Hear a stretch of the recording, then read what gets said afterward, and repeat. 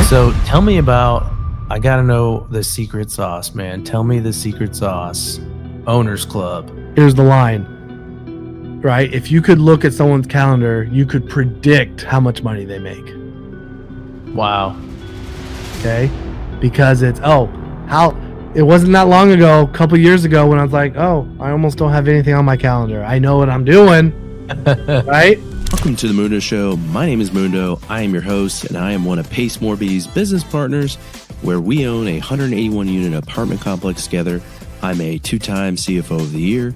I own multiple companies. I have been featured in Forbes, and I've spoken on the same stages with some of the best, such as Grant Cardone, Cody Sanchez, and Pace Morby. I am your host, where we talk all things related to real estate and business. So let's go ahead and dive right in and talk to today's guest.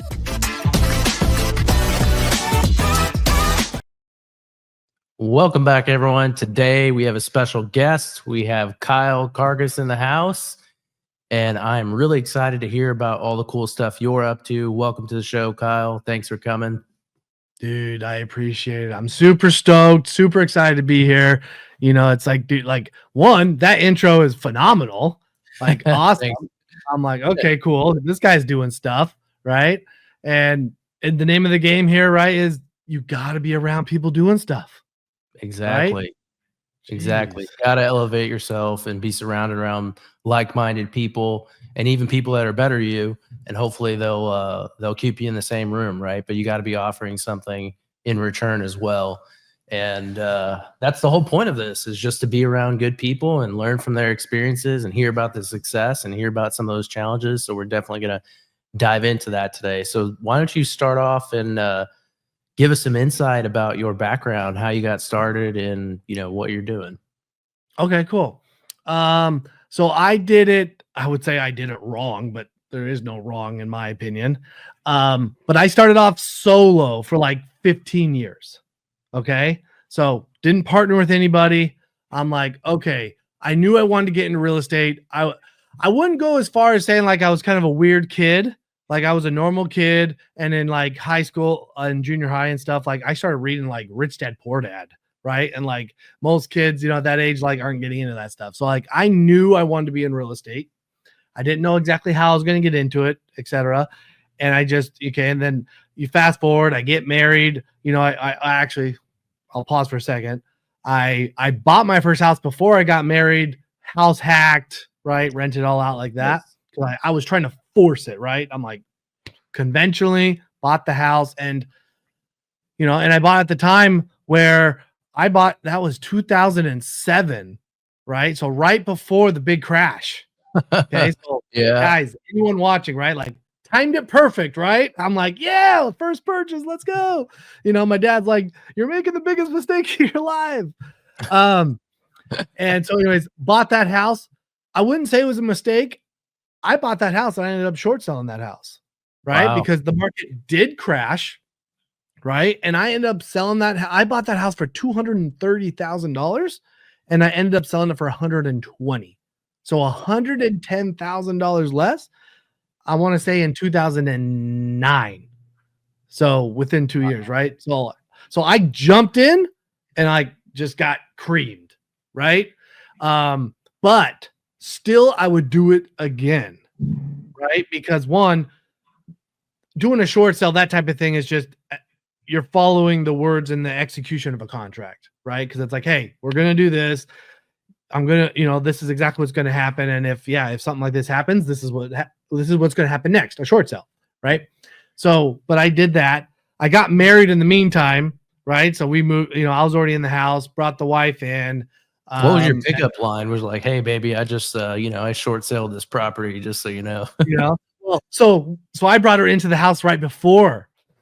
So I'm like, so luckily, I was like, hey, babe, I'm like a 23-year-old and I already own a house, right? Yeah. So got married, lived in the house, and it was good. I felt so grateful. I was making pretty good money. I mean, but the house was just so far upside down. So as a young kid, I was like, oh my gosh, this is going to take me forever to get 100,000 or plus right back out of there. So we ended up short selling it, but I wouldn't change it because I learned so many important things. When I rented it out, I learned how to house hack. I learned that I had to get people in. I had to learn how to deal with people, tenants, write leases, all of that stuff. Invaluable, honestly, invaluable. And I was playing the game even though I was losing the game originally, right? So that was my first deal, right? And I didn't get a discount on it. It was actually a new build, right? So like I paid premium dollar, all these things, right? So like, guys, you don't have to do everything perfect, right? In fact, you can royally screw up, and there's ways to get through things. So we did that. I lost that house. You know, me and my wife went to go rent, and I'm like, nope, this is we're in real estate. This is what we do. So we got together, and like 2 years after that, bought our first house in my wife's name because I just did that short sale. But we did that with the plan of it being our first rental. So bought it, and I'll fast forward, but basically bought houses. Then I lived in it for years, rented it out. So you can see my start was very slow, right? And conventional. And so we started to accumulate a few different rentals. The cash flow was okay. These are all in Arizona, which is where I'm from, in Phoenix. And I was like, okay, cool. Hey, we're making it. And then you run the math, and I'm like, this is going to take forever to actually make good money. And actually, like, and I'm working my tail off, right? And so we sell a bunch of our houses and capitalize and start flipping houses. And best thing I ever did, started flipping houses, started making really good money. And so we flipped houses for a while. And that's where I would say most of our massive growth came from, was flipping houses. We still flip houses today. And then, but the market will never always be the same, right? So I'm like, okay, so sometimes it's you that changes, and sometimes it's external variables that change. So I needed to change the fix and flip. I needed to grow up actually at different parts, right? I probably wasn't even all the way mature enough at certain things. And I had to grow, and I went through those experiences to do that. But then fast forward, I'm still doing this all by myself. Like, it's me and my wife, right? We're doing this all by ourselves. Then comes, COVID, right? And, the market shift. And I'm like, okay, I paid a coach 14 years ago to learn how to do 0% creative finance. And I didn't get a deal from it, but I paid him, a bunch of money as a coach, and still super grateful that I did, because I learned more about contracts. I learned about how it's done, all of that stuff. So then I knew a world existed that I hadn't played in all the way when the market started shifting. And I go, okay, I need to add officially this to my tool belt now. And that's when joined Sub 2. We now do, really learned about Subject 2, learned even more about seller financing, etc. Right? And put so much tools and knowledge into my brain and in my tool belt. And I will say, that was like putting gasoline on top of stuff, right? How long ago did you join Sub 2? I joined Sub 2 about 2 years ago. Okay. Nice. Yeah, Yep. I joined about a year and a half ago, so a little bit you joined before me, so that's nice. Yeah, just a little bit. Yeah, just a little bit before you. And you know what? Some of the biggest thing for me was I'd been all by myself, and I have my realtor's license here in Arizona. I don't market and everything, but I do sell probably about 20 houses a year. I was born and raised here, so people just ask me. Wow. And for years, the answer was, no, I can't help you. I'm an investor. Like, but people just assume when you do real estate that you could help them do that in your license. So I got my license, and I just say yes. But Nice. so that was also an additional income stream at that point. So I was grateful for that. But I will say, as a realtor, I had one client, I helped him buy a house, and I said, okay, I joined Sub 2, and I start getting exposed to Subject 2 and the community. I'm like, wow, all these people are so friendly, and they're all working together. Like, that was so different than what I'm used to. And I started seeing it. And then the guy that I helped buy this house, he calls me up one day, and he goes, Kyle, let's go to Disneyland in 2 weeks. I have 3 little girls. He has a couple little kids too. he calls me up, and I had just, after joining Sub 2, I had the thought, I was like, okay, I just got to start saying yes to people, going to more networking events, etc. And he asked me that. And I think for a second, I'm like, gosh dang, I just said I would say yes to like more stuff.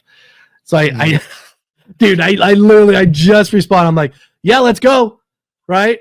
And I'm down here in my basement office down here. I go upstairs, I'm like, hey babe, we're going to Disneyland in 2 weeks. Let the kids know, big old party. They get excited, and the biggest takeaway from that was we rent an Airbnb in California and we share it, right? Both families, we share it.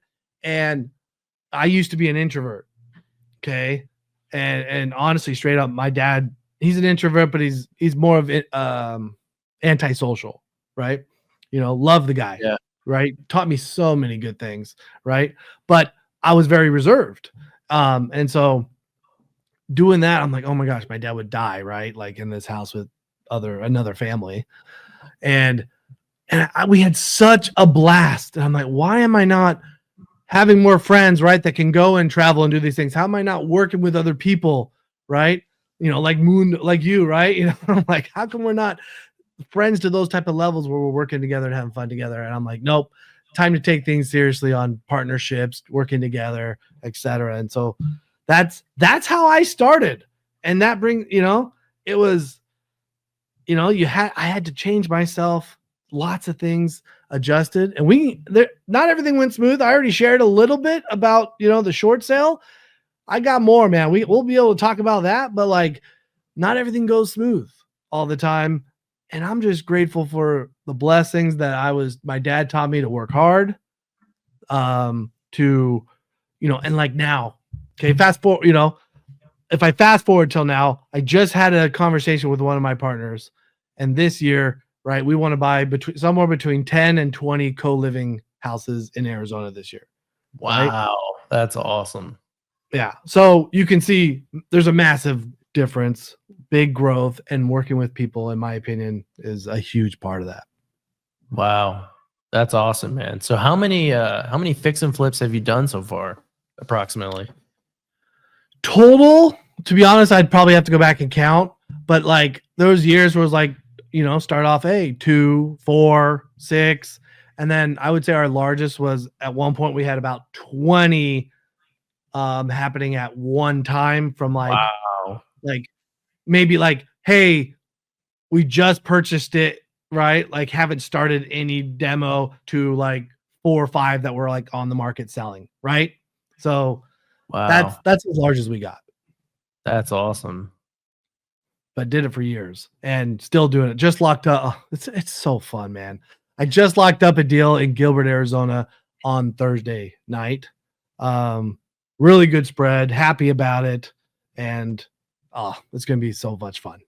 Did you have any like trade skills before doing fix and flips, or you just acquired that along the way? Because you don't necessarily have to know how to do it, but you have to be pretty knowledgeable about it, because you can get burned pretty easily, obviously. Yeah. So no, and unfortunately, like yes and no, right? So like I had no trade skills. So like my skills growing up is sales.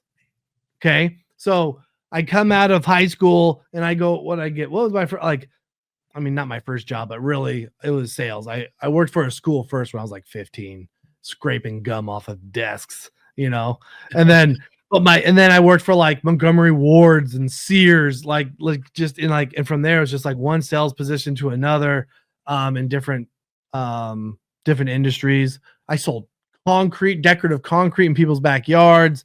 I worked for, a financial institution. Just all of it was sales. And I love the power of being in control and just going out, working harder to make more money. And that's what's carried me. But the construction, like, no, I had no construction background whatsoever. It made it more scary initially. I would say my first flip was actually a condo, though. So didn't have to worry about the roof, right? AC was in good shape. I was like, okay, those are the big 2 things, right? I'm staying inside the interior, and and I went more of the GC route. Okay. So sometimes people are like, hey, they're going to be like almost like the GC, right? And they're just going to hire all the subs. And I was like, nope, I'm just going to, because I didn't have that background. So I hired a GC, and I was grateful I did, from the on the expansion side, because you have to either hire a GC at some point, or you have to hire a project manager or something if you're going to scale, right? Yep. Cool. Yeah, that's so literally anybody can do this with no skill. That's my yep, absolutely. Anyone with no skill, you once again, going back to what we had said at the beginning, right? You don't want to be the smartest person in the room. You need to surround yourself by there's people that have the skill sets that you desire, right? And then surround yourself with other people that have skill sets beyond what you might ever want to obtain, right? And those can be very specific. Okay, masonry, whatever those construction things are. If you never want to pick up a hammer, just make sure you get those experts on your team and they take care of that. You do need to learn a general scope, right? At some point. But I mean, dude, you can partner from the beginning to fill in all of those gaps. That's a lesson I'm trying to learn right now as far as just releasing control, because I've been an operator pretty much my whole time in real estate, specifically since joining Sub 2, and even been on the TC side too. So I kind of learned when I started Sub 2, I learned everything there was to learn about everything, paperwork, and just I was like that engineer mindset. I kind of wanted to know it all before I jump in and start doing it. A lot of people kind of use that as a cop out, like they're taking their time to learn, but then they never actually do the thing, right? I actually went and did the thing, but first I started learning, and I was really thankful for that because it laid down the foundation of everything I know for creative finance. But now I'm to the point where it's like, can I really excel at the paperwork and the contracts and all that stuff? Yes, but it's very time consuming. And if I'm trying to scale, like my personal goal this year is to buy 15 million in real estate. It was 5 million. And I was talking to a friend of mine, again, going back to surrounding yourself with the right people. And she was like, 5 million? Like, that's it? Like, it really needs to be like 15. And I was like, all right, let's go. It's 15 now. So that's the goal I got. We got 1.1 million closing either at this point, it'll probably be first week of February. So that's a good start for the year. And then I got a bunch of deals in the works right now, a bunch of leads. So some big ones too. So I'm definitely on track. And so now I'm focused on scaling. Been going through this whole. Perfect. What type of deals are those? A lot of them are seller finance, creative deals. Okay, like single family or like multifamily? Yeah, single family. There's been some. So this one, the 1.1 million, that one is a portfolio duplex one that I'm doing right now. And I'm probably those are nice because you can acquire. It's 5 different properties, so you can acquire. Obviously some very quickly, one shot, right? Sub 2, looking at a lot of Sub 2 stuff as well, whether that be, low equity kind of stuff. And then there's another one I might get under contract in the next couple of days. That's a Sub 2 deal. So plenty of deals flying around, and I've never really gone this quickly at scale, but I feel like I'm ready. And I've been setting up systems, processes, hiring people, releasing control of property management, putting the right people in place. So, just to your point, it's if you don't have the skill set, or even if you do have the skill set and you want to scale, you really need to evaluate where you're spending your time. Is that the most effective use of your time? If it's not, go hire someone for that role, so then you can go focus on sales or acquisitions or whatever, right? Yep. Oh, dude, that was powerful, bro. Absolutely, that's powerful. Everyone needs to hear that, right? And it's because it's a mix of learning and action. And yes, most people do stay in the learning phase for too long, right? So you have to kind of, know yourself a little bit and be truthfully, honest with yourself and be like, okay, now, take action. And now you can see you didn't just go slow to learn, right? And using it as an excuse because you're over here going, hey, I'm running now, right? Like you are a man of action, right? And I love hearing that. That's why I want to be on these type of podcasts, right? I want to be connecting with everyone, and you're going to be attracting a certain type of person that's going to be listening to this, right? And they're going to be trying. That's exactly why they're listening to this type of interview, because they want to surround themselves with these type of people and know what's possible. Right? Exactly. You had to be around people and know, can I really buy a portfolio? Right? 1.1 million, right? Like, Yeah. now, you know, you're like, yes, I can. Oh yeah. I mean, I'm sure you've had to overcome, you know, mindset issues at some point. I think everyone has, but for me, I still have a mindset issue when I think about like taking the leap into larger multifamily projects. Like, am I ready for it? Am I capable of it? You know, and it's just, you just got to take action when the opportunity comes up and go for it and figure it out on the way there, and hire some good people in the process and partner with people that have been there, done that, and can kind of hold your hand a little bit through that process. And then that's how you get to the next level. Yep. And you're doing it. So I love that. Congrats. I think that's phenomenal. Appreciate that. So how have you scaled in what you've been doing? Because obviously you're to the point where you're doing a pretty decent amount of volume, right? Yeah. So on the flip side, I was blessed to have gone like the GC route. Yeah. Right. So I'm like, okay, I was kind of, now I will say pros and cons no matter what you do, because it was like, okay, GC route. Okay. You and to your point, right? Nothing ever goes smooth. So like we've had some big problems, right? One huge thing that we had to go through is, and this happens like as you scale, right? Because you start like, okay, let's go, more flips in my case. Okay, got it. Okay, got this GC, add this house. Now what? Do I add another GC now, or do I give the same house to the same GC? And as that grows, you put different people in place. So we start doing that. And one of the things we did wrong was we gave too many houses to one GC, right? And so I had a general contractor that was with me for 6 years, right? And ended up stealing hundreds of thousands of dollars, right? From us. Tons of money, right? And he timed it perfectly, right? He had money for different reasons. And then on top of that, he timed it where basically we had given him deposits because that's the thing with flips versus like a hold, is it's like when you buy a hold, it's like, oh, here's the big money moment when you buy it. And then like, there's not really that same moment again. But when it's a flip, it's like, okay, there's tons of big money moments, right?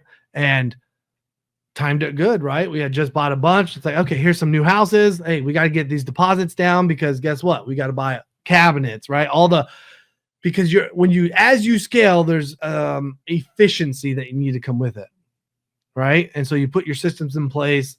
I need to order this stuff early enough. I need to do this, right? You do not want to be waiting for things. So we put down big deposits on houses, and all of a sudden, you know, he wasn't answering the phone. The timeline slowed way down, tons of stuff. And turns out all of a sudden, eventually he's like, well, I mean, I'm out of money. What do you mean you're out of money? I gave you, what about my money? I don't care about your money right now. So it costs us even more because now I have to pay for things I already paid for. And to be honest, I even lost so much money because I had to change my focus to, boom, I now have to push through these projects when I should be finding more deals, right? So we went through a big issue, right? I think there's a lot of people that just be done, quit at that point, right? And so I think sometimes you can measure, you know, success a little bit by when looking back and being like, oh, how many things did I push through, right? And how big of things that I pushed through. And when I look back and I go, okay, I learned massive lesson from that one. And then I learned this and this. I'm like, wow, I wouldn't be who I am today without those moments, without those situations, without those obstacles to overcome. And so I am honestly like, yes, can I still get a little bit frustrated inside and a little bit angry, right, at the contractor? And I'm like, why? How in the world did you do that to me? But then I'm like, you know what? It pushed me to do this, right, and take the next step. So we scaled, we did it, and now it's, hey, we're going full steam on flips, right? We just got that new one. Right now on my calendar, I have things scheduled out, and I have like reaching out to wholesalers. Like that's on my calendar, right? Underwriting, fix and flips, right? It's like every day you have to keep doing those little things. Otherwise the fix and flips acquisitions, right, will dry up. And And then we also buy creative like you, subject to seller financing, right? So we, this year I think we've got like 3 0% seller finance deals, and we've gotten some other incredible deals. And I need to buy 10 to 20 more on these co-living properties, right? Rent by the room. So lots, just grateful, man. Wow, man, that's awesome. You mentioned the calendar thing. I kind of want to sidestep for a few minutes, and then I want to come back to some of those challenges that you overcame. Okay. So tell me about, I got to know the secret sauce, man. Tell me the secret sauce. Owners Club. I know Pace did a Zoom about calendars. I want to hear all about the secret sauce, if you can, what you're willing to share, and then just your experience overall as far as is it worth it? What are your thoughts? Are you going to be in it next year? Tell me about all that. Got it. Yeah. So, yeah, Owners Club, just a separate, kind of exclusive little group, right? Did cost more money. All the badasses are. The filter, right? Like like at the end of the day, that's how I look at it. Is I'm like, hey, I've been in different groups, and there's times when you go to a networking event, and they're like, why is this networking event better than this one? Right. And it's like 99% of the time, it's quality of the people that are there. Right. 99% of the time. And so what I love about one subject coming into sub 2 was there's a filter. And now it's not like, okay, I'm like, okay, cool. And then Owners Club was just another filter.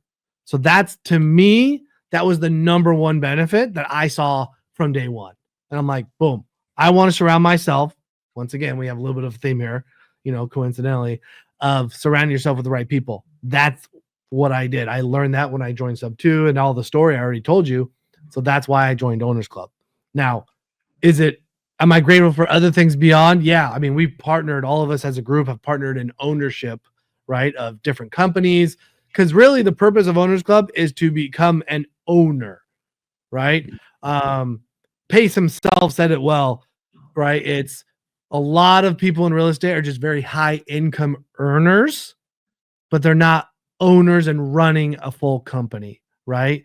And multiple companies. So how do you get yourself from this high earner of doing everything or doing almost all of it to how do you get people in the right place? How do you bring an operator into your business? How do you bring all these pieces in and then own these different companies and different revenue streams, right? So super grateful for Owners Club. I will be in it. I have no plans on going anywhere. And then in regards to the calendar part, so part of it is we meet kind of regularly, and we are here to elevate ourselves. And so going through this process of becoming a better owner and connecting was, I got to develop some of these skill sets. And one of the big skill sets that we focused on was calendar and how you run your day-to-day, your week, your month, etc. And here's the line, right? If you could look at someone's calendar, you could predict how much money they make. Wow. Okay.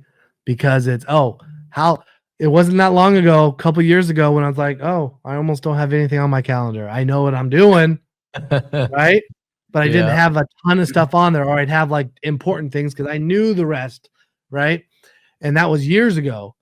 But I had transformed, and I was like, okay, I've gotten these things and everything, but there was still but there's white in there. Right. And it's like, all these gaps, and it's not like you go and just waste your time, but that also means you're not focused, because that means that amount of time is not defined on what you're supposed to be doing. So why in the world are you letting chaos and the world dictate how you spend your time when you could choose how you want to spend your time based on the results that you want to achieve?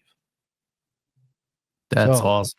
Oh, dude, it was, mics were dropped, right? We learned a lot of good stuff on those Zooms. And now I'm like, yep, every Sunday I plan out my whole week.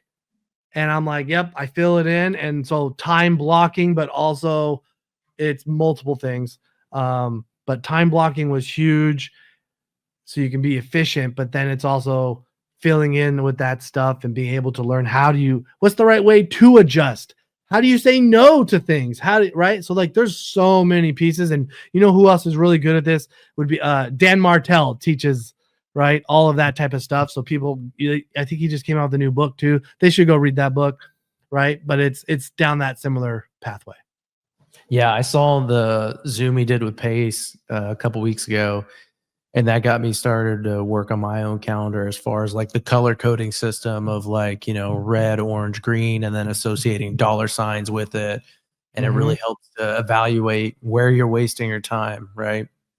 Yep. That's definitely on my goal list for 2025. I want to make sure that I free up. One of my very specific goals is to free up 20 hours out of my week and remove some of the wasted things that I've been spending time on. Either one, eliminate it completely just by why am I spending my time on this? Measuring what I'm actually doing with my time. Get rid of it. Like junk emails, get rid of it. All of it. Unsubscribe, unsubscribe, unsubscribe. Dude, you're going to double. You're going to double your money. I'm not joking.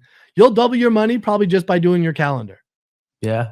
And so that's what I've been starting to focus on. I hired someone to help me out with lead acquisitions, cleaning up my inbox, all that kind of stuff, administrative stuff, property management. I'm in the process of looking to hire someone for that as well.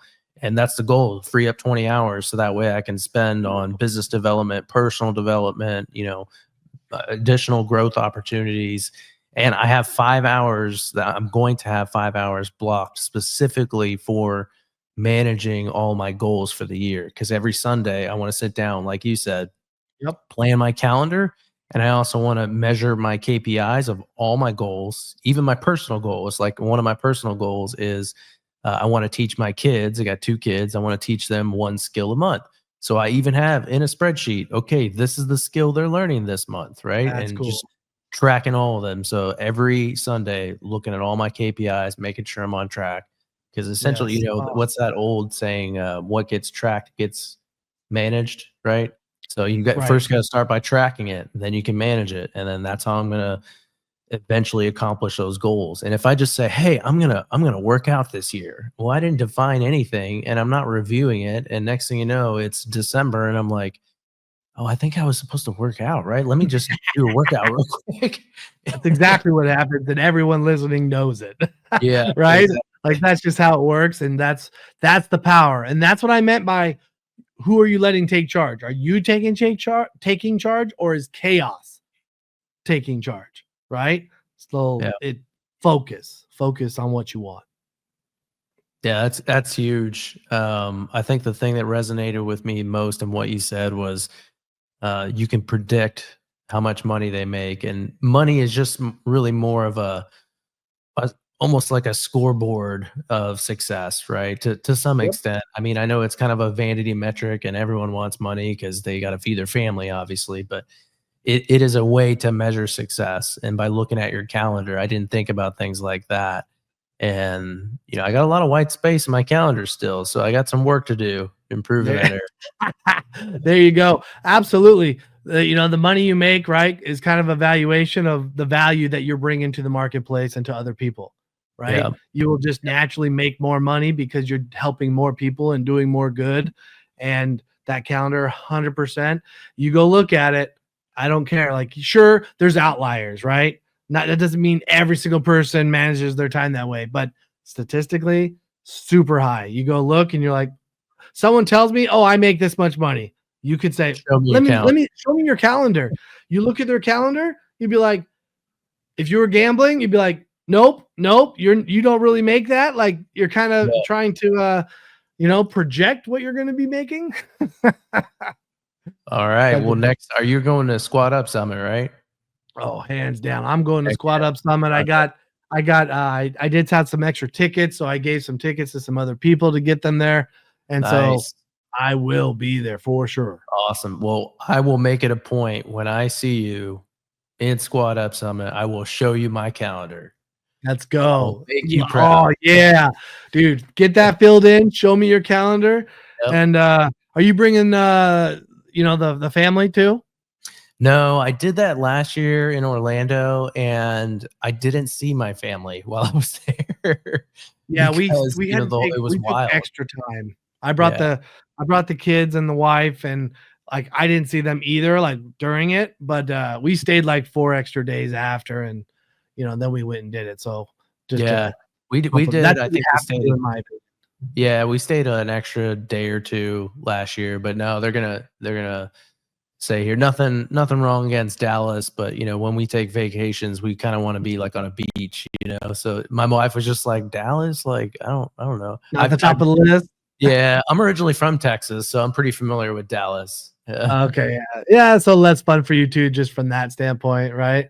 Like, Yeah. and okay, so that makes sense. And yeah, I mean, we're gonna be going all over the place. Like, I will say, from Owners Club and sub 2 with Squad Up Summit and all this, I didn't think joining all this stuff was going to be as much traveling as it is. Like I'm like, oh, okay. Well, I still got to fit in all the vacations that my wife wants and all that stuff like around that. So it's fun to manage it all. Yeah, no, specifically on that. I mean, I have, as far as deals that I'm doing this year, it is in my underwriting to allocate a budget to travel and meet other people and be around, events like Squad Up and, go to Pace's house in Phoenix. Cause I went there, like I met you there, a couple, like last month or so. And I went, I think I went to Phoenix 4 times in like 6 weeks. So I'm literally getting in the right room and getting a seat at the table. That's what I'm doing. And magic happens from doing that. It does. That's where my latest partner, I told you we're going to be buying 10 to 20 co-living deals, right? Just show up to networking events, showing up in person to things. And we're like, okay, start clicking. And then boom, now it's like, okay, cool. We've, and if I could go back in time and tell myself, right? Because I did that, like I said, for 15 years all by myself. I worked hard and I did reach my own kind of success alone, right? But if I could go back and tell myself anything, it would have been, man, break out of your shell, go start networking, connect with people earlier. That's what I would say. Awesome, man. Well, kind of maybe to recap things and end on a motivational note, maybe tell me a little bit more. You mentioned about that GC kind of screwed you over. Was that the hardest thing you had to overcome, or what are some of the other things you had to overcome on your journey to get where you're at today? Yeah, I would say, I mean, that probably is the hardest thing overall. But I will say there's just certain things that once they cross a line, right? It's like, okay, this is hard. This is really hard. And like certain things, it's like, no matter how hard something is, if it crosses one of those, especially the second line, it's like, okay, it just sucks, right? It's so hard. Maybe you're thinking about like, okay, why am I doing this? You're second guessing, the moment you cross that line and you're like second guessing what you're doing, why you're doing it, is it worth it? All those type of things. I think those are the critical moments, right? Those are the critical moments that you have to be prepared for. It's not if, it is when, right? Every single person is going to go through those moments, and it is best to prepare for them, know that they're coming, and what are you going to do about it? How are you going to realize that it's there and that you're having those thoughts? And then what are you going to do to alter the course, right? What are you going to do? And this applies to more than just real estate, et cetera, right? I mean, this could be, happiness, getting depressed about something, it's like, oh, do you play music to trigger something? Do you, what are the things you can do? And I'll say, so we've had multiple things, we've had the contractor, we've lost money on deals, right? On fix and flips, right? Even when the economy shifted too, right? It's like, luckily, you do enough that you got to make enough money, right? But not everything's going to go according to plan, right? And so sometimes, and some of those issues that I had early on that were this level, now today, I'm like, oh, I mean, like that's not even an issue, right? Like that's kind of like just what happens. I even remember, Mundo, I mean, the first time when I bought that first condo, I bought that thing for $50,000. Okay. And that was a lot of money. Okay. That was a whole lot of money. And I was buying a property with it though. Right. So like, at the end of the day, it shouldn't be that scary because I wasn't just spending this in unknown a little bit. Right. It's like, that wasn't the construction costs. It was like, I'm buying a property. All the data is there to tell me that this condo was worth like 80,000. And so it's like, yeah, you're pretty safe to buy this condo, for 50, and I'm getting something in return. But man, I remember I was scared to hit that send button on, for the wire, and now, and then every time like that amount goes up higher and higher on the total that you have to send for something, right? You're breaking a new threshold.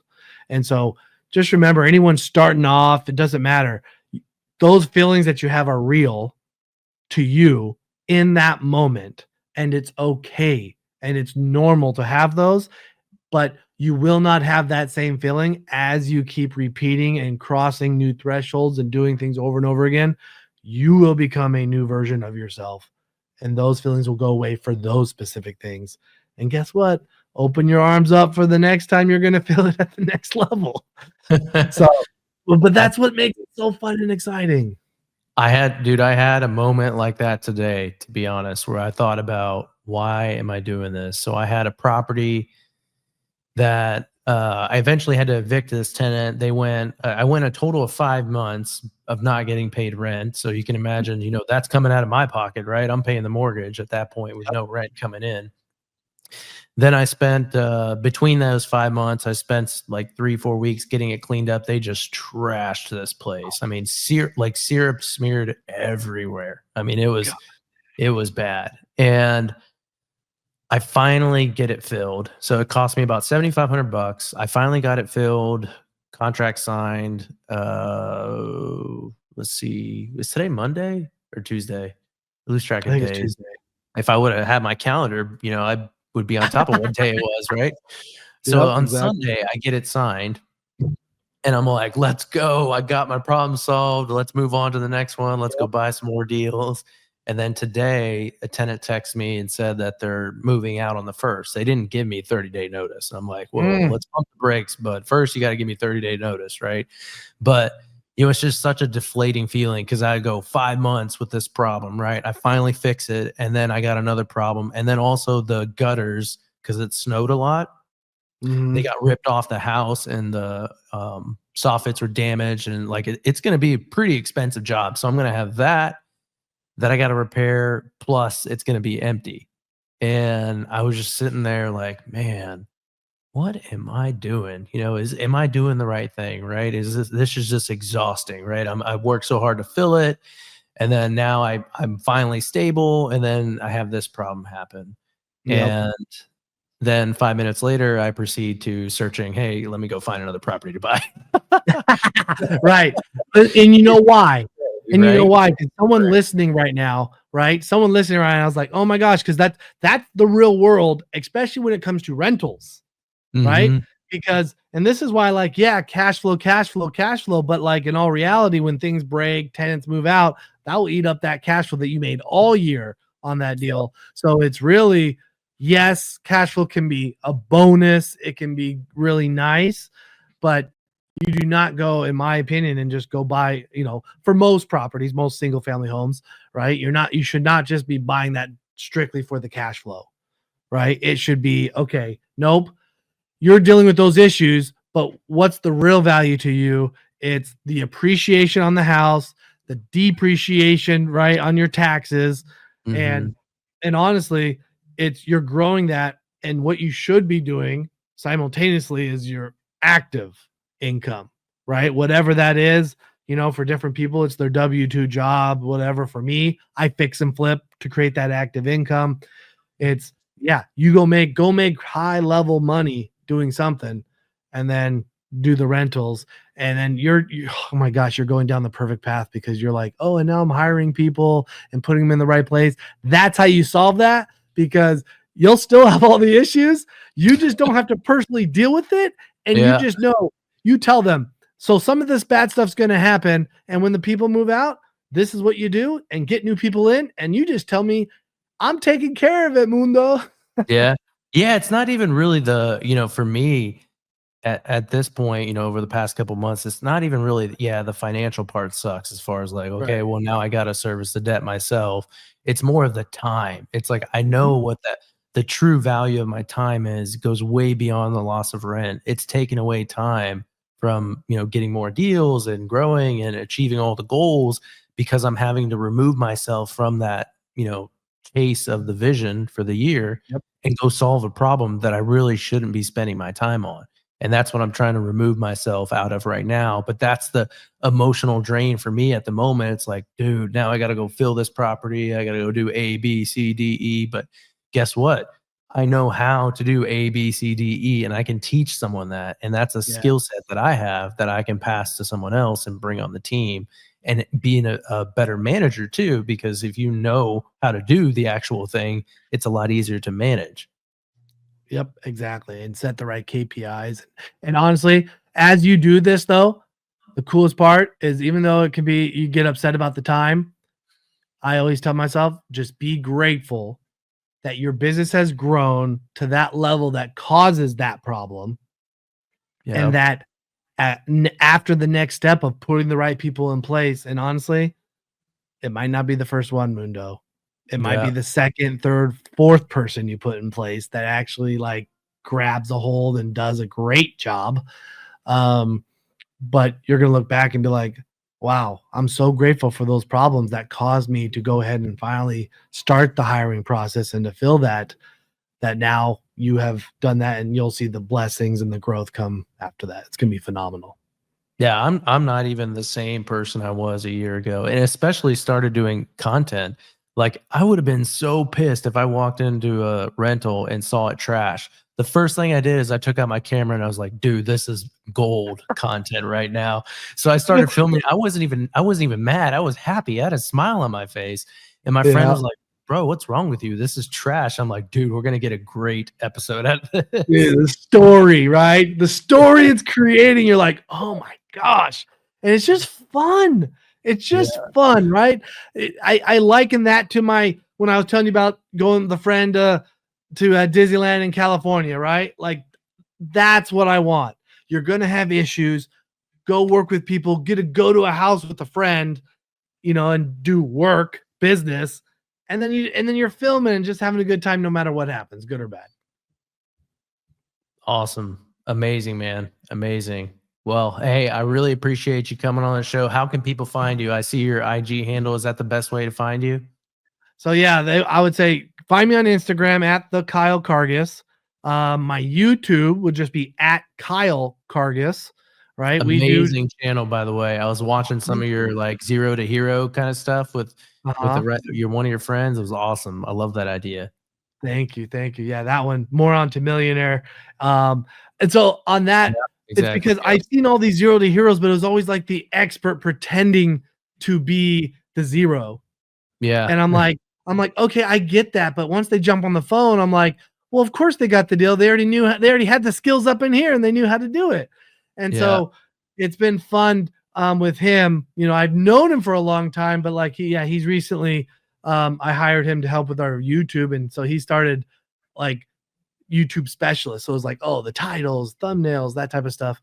And he has to watch them to know how to do that stuff. He's like, dude, this real estate stuff's kind of cool, man. Like, yeah, I'm like, yeah, it is kind of cool, and that's when it clicked. And so thank you. So that's cool. We do some interviews type stuff too. So yeah, people should definitely go to the channel. We have a good time. I try to show as many before and afters with the flips and all that. So we have a good kind of variety to it. So thank you. I appreciate that. But follow that. IG is probably the best way for DM me and kind of start connecting that way. Awesome, man. Yeah, I'll put those links below for people to check you out. So thanks again for coming on the show. Always a pleasure. And again, I will be showing you my calendar here in a few months. Let's go, Mundo. See you, man.